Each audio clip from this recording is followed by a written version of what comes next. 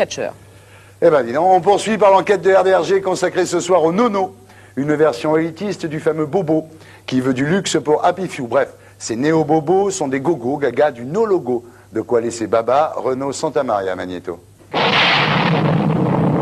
Depuis 2 ans, on vous ressasse les joies et les peines des bobos, pauvres bourgeois qui s'encanaillent pour de faux.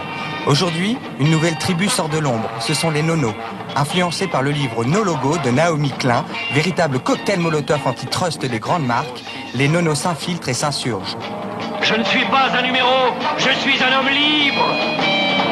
Alors les nonos sont les enfants de No Logo. En fait, c'est la jeune génération de consommateurs qui recommence à dire non, qui est un peu dans le politiquement incorrect.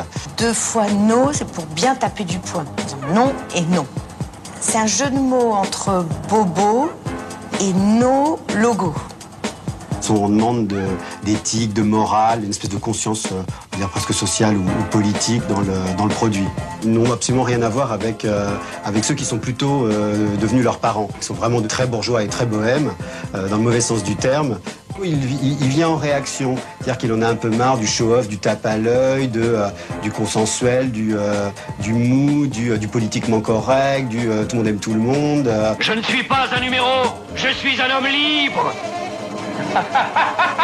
Soit, mais comment les nonos se distinguent-ils vraiment? Le nono a un principe de fonctionnement assez sélectif, assez élitiste, assez pointu. Donc il est très attiré par la dimension du secret, la dimension du clandestin, la dimension du réseau. Le truc est dans l'ombre. Et alors, le vrai nono, il en pense quoi? Je me reconnais dans le terme nono, dans le sens où, oui, j'ai envie aujourd'hui de m'affirmer. J'ai pas envie d'être aidé ni par des marques, ni par des styles de vie qui nous seraient imposés par les médias et autres.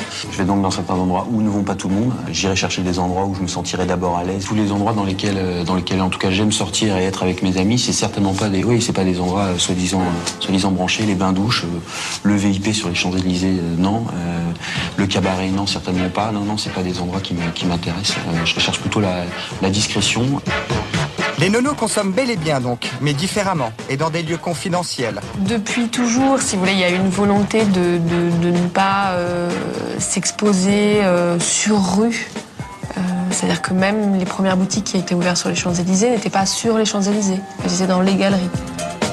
Mais alors, quels sont les chefs de file des nonos? Et sont-ils aussi discrets que leurs disciples?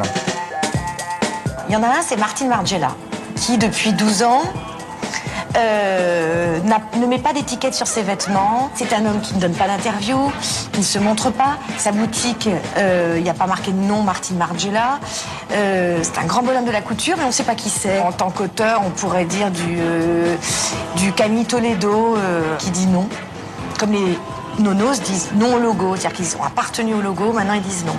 Mais à force de jouer l'anti-marque, les nonos ne seraient-ils pas rattrapés par une forme de publicité plus subversive? Ouais, à force de faire de l'anti-pub, à force de faire de l'anti-show-off, on finit par monter un système parallèle qui reprend exactement les mêmes codes et les mêmes valeurs.